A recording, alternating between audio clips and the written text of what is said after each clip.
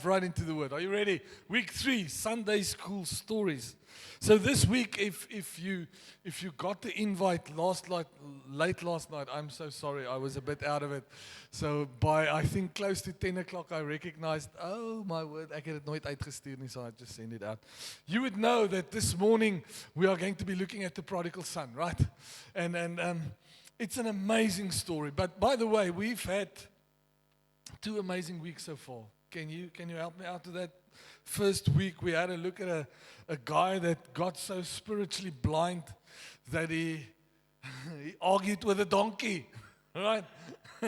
Week 2, last week, we had a look at a man who did not see danger in what he was doing wrong until the power of God left him. And man, may that be a warning, shining light to all of us, right? That sometimes we do something and we are disobedient towards the Lord, and we think to ourselves, nothing's going to happen because we don't feel anything happening immediately. And then later on, when the power leaves us, God's power, we wonder what went wrong. So this week, we are traveling further and deeper into it. And by the way, there are so many stories left. Man, I could have picked and chosen. There was David and Goliath. We could have had a look at old David and Goliath. Just the fact that the giant that might be coming over your life or in your path or that might be standing right in front of you is not to kill you, but he's there to jumpstart whatever God has called you to be, right? So we could have gone with that. We could have gone with the talents. You guys remember the talents? Man, there's so many stories laid up in there. We could have gone with the 10 virgins and the oil, and oh man, we could have gone with Noah and the flood, but Joseph and his Technicolor dream coat, man, yes, how God sets someone up in your worst moment that you think, and it becomes the best moment ever. He gets you ready for king work, not for kingdom work, for king work, standing next to the king and being second in charge. Man, that is the God we serve. Amen. Julle gaan bietjie moet harder amen volgens soos ek sê my linkerkant werkie. Alright. So this week we're going to be looking at the prodigal son. But we're looking at the prodigal son through a different lens, as we've done the last couple of weeks. So the Sunday school version is the one where the son came home one day and he said, "Dad, give me what is mine.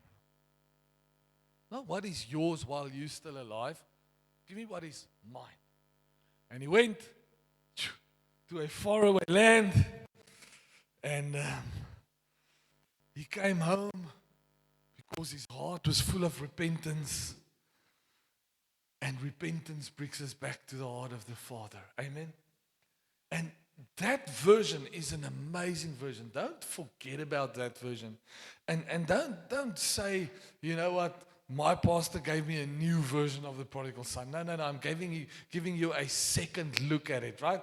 If one person is standing in this side and another person is standing in this side and there's a 6 drawn, the one will see a 6 and the one will see a 9. So 2 things can be true at once, right?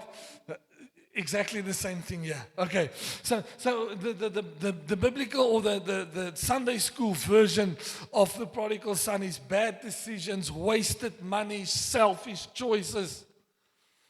But maybe that's not the only lesson that we can get from that. And what I want you to see is that there's a little detail that while I was preparing this and just looking at this, a little detail that Jesus intentionally included. And when we look and when we see that little detail, man, it makes all of the difference. So you're going to start reading with me. Amen? You're welcome to turn to your Bibles or turn in your Bibles to Luke chapter 15. It's going to be on the board as well. Luke chapter 15, we're going to read from verse 11. You see daughters, if you're there, say yes. If you got your eyes fixed on there, say yes. I'm ready.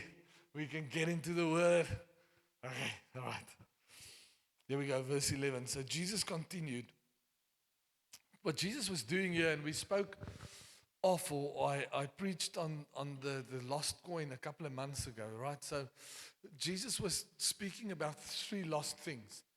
And the last lost thing that he spoke of was the lost son. So Jesus continued after he was speaking about the coin, and he said, there was a man who had two sons. And the younger one said to the father, Father, give me my share of the estate. So he divided his property between them. The father divided his property between the sons. And not long after that, the youngest son got together all that he had, and he set off for a distant country, and there he squandered his wealth in wild living. Who of you guys, and jy hoef nie jou hand op te steek nie, but who of you guys say, I've experienced some wild living? Come on, I've got some stories that I can tell. Man, half of them, if I tell you, you won't believe me. Because what you see is the nice church version of me. And maybe some of you guys this morning is sitting here and you're saying, or watching this, or listening to this. And if you're honest with yourself, you might be saying, you know what, I'm actually still in one of those stories. That wild living thing, yeah, that's maybe still a bit of me. And some of you guys might say, I enjoy it. It is okay. I'll get to that place. You know, that place where all the holy people tells me, you know, I'll get to that place later on. Or maybe you're stuck and you say, I don't know how to get away from that place. That wild living place. Or maybe you're sitting here and you're saying, I've been to that place. I've been at that place. I've turned around. But every so often, it's as if something is just trying to pull me back there. Trying to get back there. So I don't particularly care where you are at the moment concerning this. And if you're saying wild living is part of, was part of, might still be part of me, what is important to me this morning is that you hear this message. So now he continues in verse 14 and he says, so after he has spent everything, there was a severe famine in that whole country, and he began to be in need. So I want you to see this morning. For a time, the son was doing fine.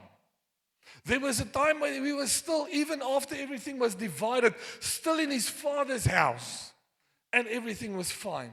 And then he decided, I don't really like it here, because I don't know, maybe the rules or maybe what, and he moved away and he lived in his foreign country and he had a wild time, and stuff was still okay. It was fine. Everything was okie dokie. He had money, he had freedom. In fact, he had everything he thought he ever wanted. And we've all been there, right? Where we can say life is good. Yeah. And then as we read this, we see that Jesus adds 5 simple words. 5 words to verse 14. And those 5 words changes the complexity of everything. So I have highlighted those 5 words in verse 14. There's another verse 14, Alex. You will see it there. So after he spent everything, there was a severe famine. there was a severe famine. There came a place and a time where his life as he knew it blew up. Do you guys see it there? Right? Where his life changed. And what I want you to see from this is that his life didn't change. It changed not when he realized he had rebelled or when he wasted his inheritance. The Bible says everything by that time was still going fine. He knew he rebelled against his father, went out of his house, and everything was fine. He knew he wasted his money. I don't know what, but he wasted his money. Drove his Lambo.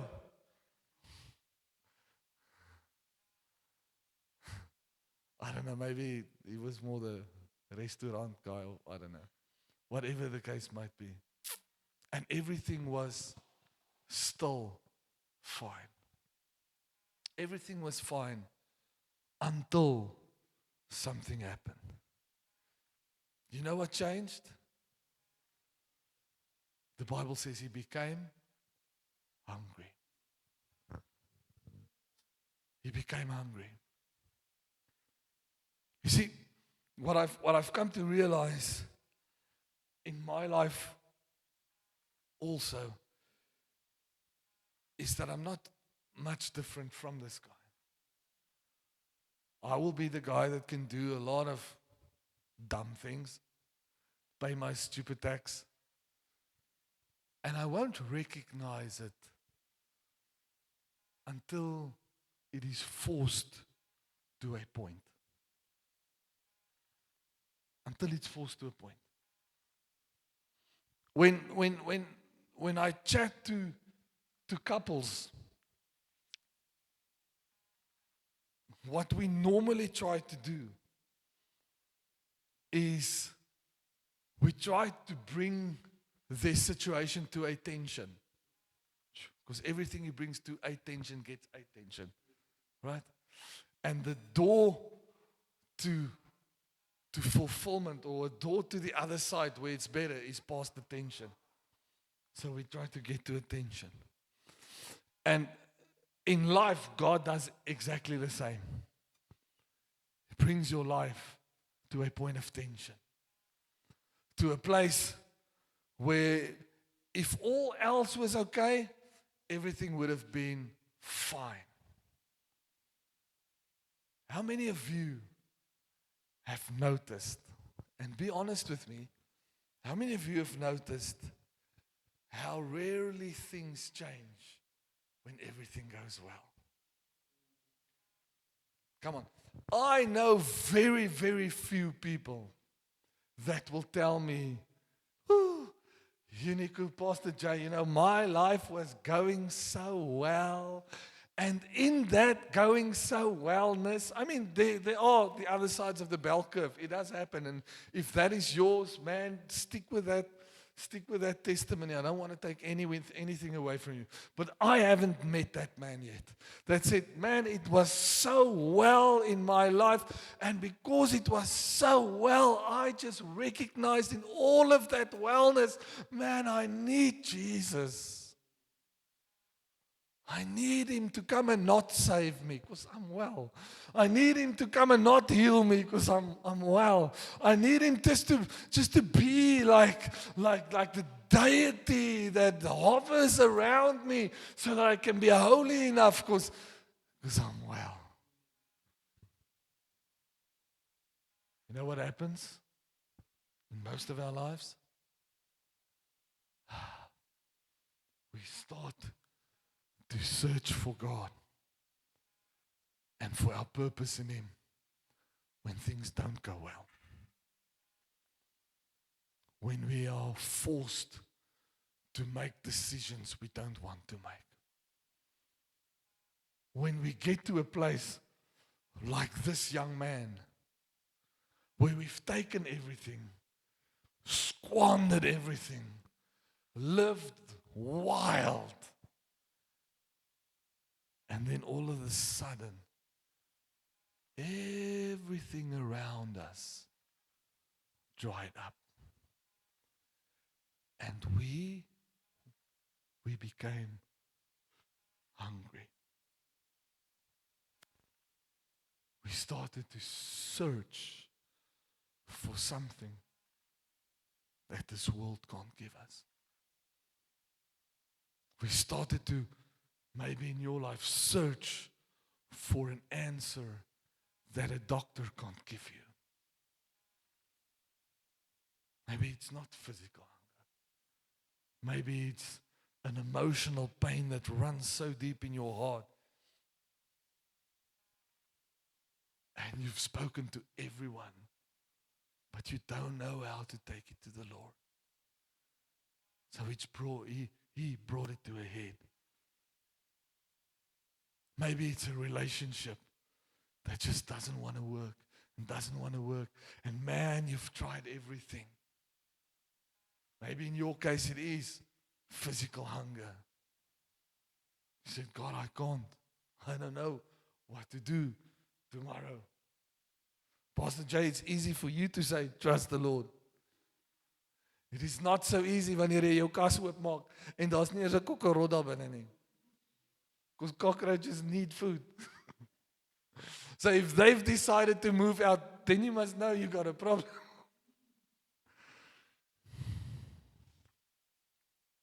Here's the truth, family.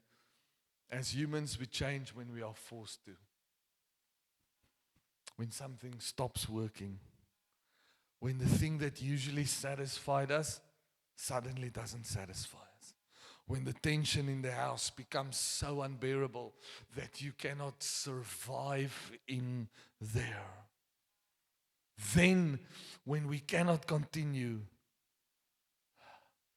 we come to realize, man, it's this Swiss, your car.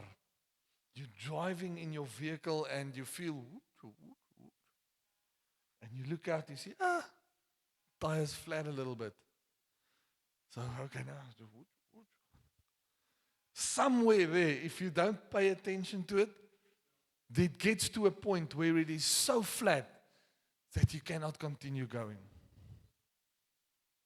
And then some of us are hot-headed and hard-headed, and we even continue. En die ouens wat nou al ooit 'n tyre gesny het, you'll be able to say or tell me what happens. The weight of the car becomes too much for the thing that you have thought to yourself will carry me. And the weight of the vehicle, when it becomes too much, it cuts the thing that is supposed to keep it at a place where it's supposed to be. And you know what happens? You can't inflate it. Jy kan nie eers 'n binneband daarin sit nie. There's only one thing you can do with it. You have to get rid of it. You have to head into the storm. Take out your jack. Go get a new tire. And sometimes that is exactly what we do. We go on and we carry on and we just keep on until we are forced to stop. And you know what? In your life, it might be something else than in mine. As we said, that it might be the relationship that you thought would make you happy, and it doesn't. It might be the career that you built for years, and suddenly it's just flattened. It might be a diagnosis from the doctor that you never see coming. It might be that you had that dream, and man, that dream was so planned so well, and all of a sudden it just fell flat. Didn't come true. Someone promised you something and then left you with empty promises. And you, as I have, are then sitting there. And the emotion we experience is, man, I'm so hungry. I need to be fed. Can I tell you what the good news about that is? A good news about a spiritual hunger or an emotional hunger or even a physical hunger. Can I tell you what the good news about that hunger is? Anything that lives gets hungry. It's, I think, grade 3 science, right? Everything that is still alive needs to eat, so gets hungry. So if you experience that, even just a little bit, or maybe you're experiencing that overwhelmingly and you're thinking there must be something terribly, amazingly wrong with me. No, no, no, no, no. It is your body, your spirit, your mind, your emotions telling you that you are still alive. And if you're still alive, there is still help out there. If you're not dead, man, it means that there is still purpose for you. You can still run to God. You can still, as this story of the prodigal son tells us, you can still turn around and go back to the Father. So that is what we see. He didn't go back because he finally understood his Father. He didn't go back because he finally knew his Father is the best option. No, no, no. When you read this, what he tells himself actually is, I will go back and I will be a slave. So he didn't understand the heart of his Father. You know why he went back? Because he understood his hunger. He understood that there was something inside that was created that made him long for the house of his Father.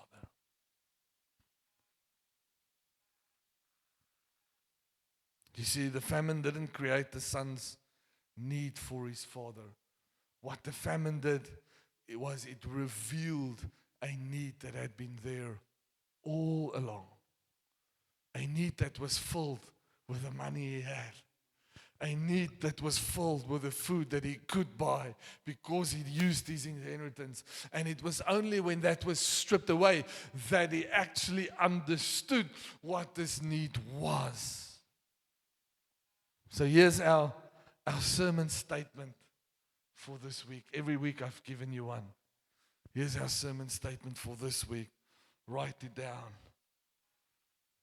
And this one is a bit more personal. Alex, jy kan hom opsit daar vir ons. I am not convinced that God causes every difficult season in our lives. I really am not. Sometimes it may be God, yes. Sometimes it's our own stupidity. Sometimes it's even the devil. I'm not convinced that God causes every difficult season. What I am convinced of is that God, He can use every one of those. Every difficulty that you might be facing. Every hardship that might be coming your way. Every storm that you might find yourself in. God might not have caused it, but He can use it. He can create the circumstances that can make you and I realize, come to know, come to understand, man, I need to get up and go back. You see, the truth is sometimes what feels like everything that is falling apart is actually the moment we get to realize what matters most. It's that moment. So chances are, maybe I am speaking to someone that is really in a famine at this moment. Maybe spiritually, maybe in a relationship, maybe at work, maybe emotionally, maybe financially, really in a famine at this moment. And I don't want to be unsensitive to that. I want to speak with you where you are right now. Because I've been there. In actual fact, there is a person, I think it's R.C. Sproul, that says, every man is either coming out of a storm, stepping into a storm, or in the middle of a storm at any given time when you're on this earth. And the only place where this will not be true would be when we leave the land of the dying and open our eyes in the land of the living. Then we are with Him, where there's no more crying, no more tears. Come on, somebody in this house. I know we don't like to talk about it. And especially when I was young, I was like, daar's nog so baie wat ek hier wil doen. And it is true, you are supposed to live a victorious life on this earth, on this planet while you are here. Don't go sit in a corner and sulk and just wait for a day to get to heaven. Live the life you have on this planet. What I'm saying is, there is a day when storms and famine will not be part of it anymore, because you will be with Jesus. Until that day, what can you do? When you find yourself there, you can stand up and go back. The most important part of what his famine and his hunger teaches me is that as man, we have agency. Right? Agency means this. Agency is I can make decisions for my own life. Sometimes we don't want to take agency for our lives. It is very much easier, so much easier to play blame games and to blame our circumstances and blame the person next to us and blame our history and blame our past and blame the fact that we didn't get the grades that someone else did, so we couldn't get the job or we didn't get the opportunity. Or as long as we do that, we don't take agency. We are like that man sitting there with the pigs. And the only thing he does is wishing, I wish I could have some of this and eat some of that. But what my Bible says is one day, everybody say one day. One day he decided, man, I can get up. I don't have to sit here. I can get up and I can go back. I can take responsibility or then agency for my life. You see, when you are sitting in hunger, in that famine, in that place, what you do matters. What you do matters. And you can decide, let me tell this to someone, man, you can decide, I'm not going to be the victim of this. You can decide, I've sat with stinky pigs long enough. You can decide, you know, the world around me shoved me in here and told me this is the only thing I can do. This is the only place I can grow to, just to be with all of this, just to sit in the gunk. This is what I'm good enough for. This is where No. You can decide. I'm better than this. God created me better than this. I am a son of a king. And you know what? Your relationship might not even be right. We see that this young man, his relationship was far from right. He said, I'm going to go back and be a slave at my father's house. But he still made the decision. Enough is enough. I'm a victim no more. So if that might be you, This is what I plead of you today. Stop letting life happen to you. Stop letting those circumstances and those faraway foreign people happen to you and tell you you're not good enough. Stop let the enemy sit here in your ear. Well, not this ear. This ear is too. This ear. Stop letting the enemy sit in this ear and tell you, you really think you're going to do that?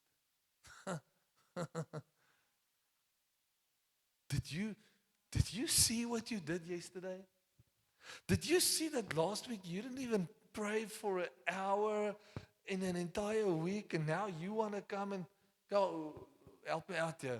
Does the enemy speak to someone else also like that? Huh? Or is it just to me?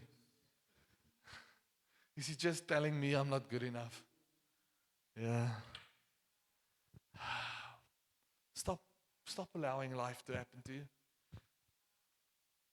Go seek help. Go stand up. Go and say, you know what? I want to solve for peace, for my house, for my life. The peace of God that surpasses all understanding. That the Bible talks about, yeah, that can be part of my life too. So I'm going to start solving for that. I'm going to stand up and I'm going to walk back to my Father's house. I end with this. I end with this morning. Wherever you might find yourself in this journey, wherever you might be, maybe you've just decided, I'm going to take my stuff and go. Maybe you're that guy. Or maybe you are in that foreign land and you're having one big party. And you think it's going to last forever. Maybe that's you. Maybe you're finding yourself in that famine. And your gut is telling you something. It's telling you, you can't stay here, man.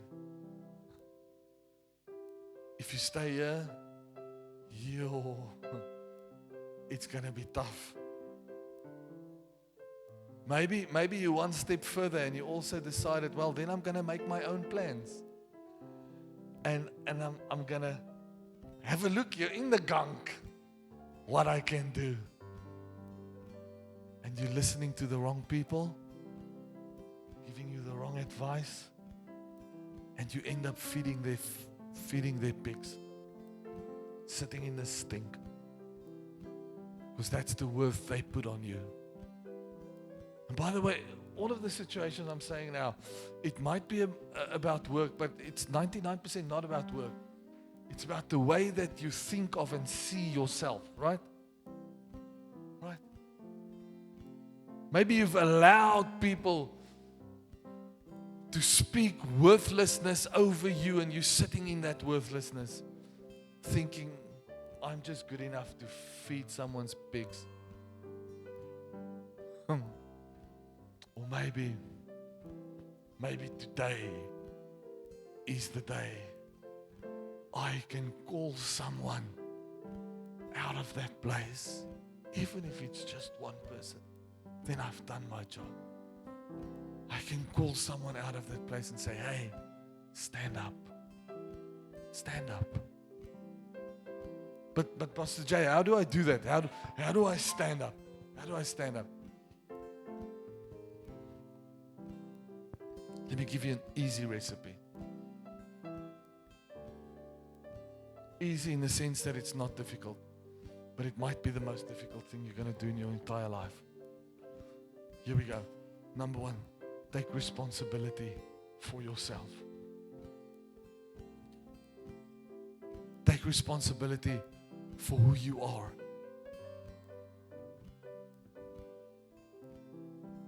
the first thing you do to take responsibilities, you do exactly what this young man did. You go back to the Father. It's easy as that. You go back to the Father. You see, it all starts in our spiritual lives. So you start with that. You take agency for your spirit life, for your spirit man. And then you go and do the next hard thing. You head into that storm. That storm that you've been going around the whole time. You don't want to face. You go and head into that tension. And you ask yourself, why is that tension there?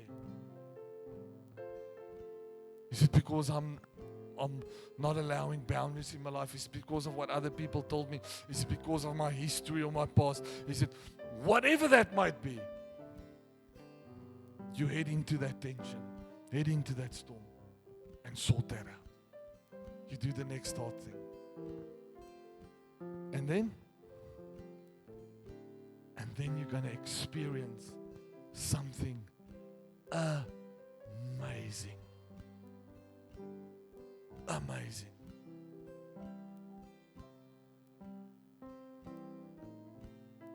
My Bible explains it to me like this.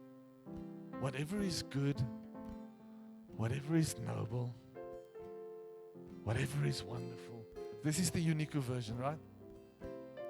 Go and think on those things. Head into the storm.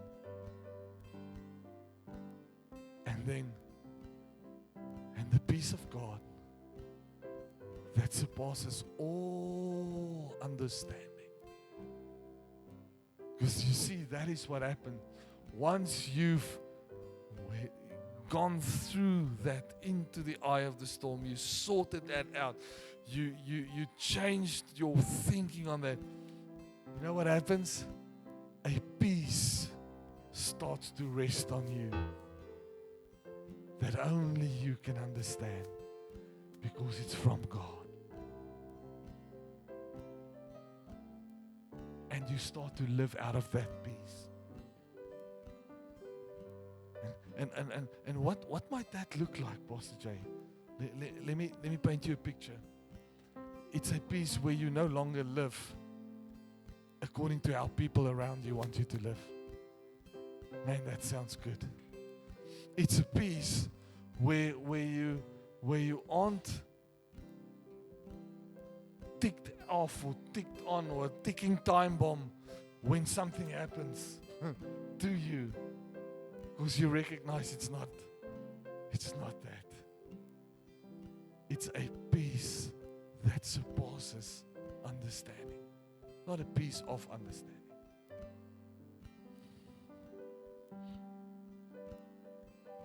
I know this house, this place, this church is a place of hope and restoration. I believe that with every little fiber in my being.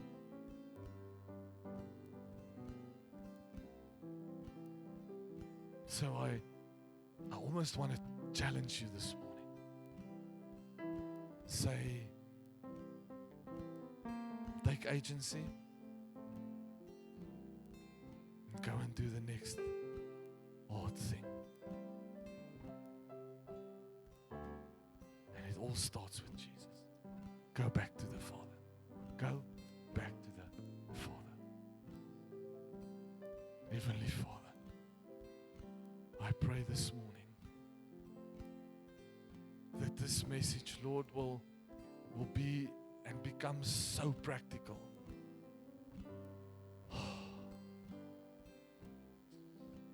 That we will experience closeness as we stand up out of that place, there in the pigsty with all of the stinky pigs.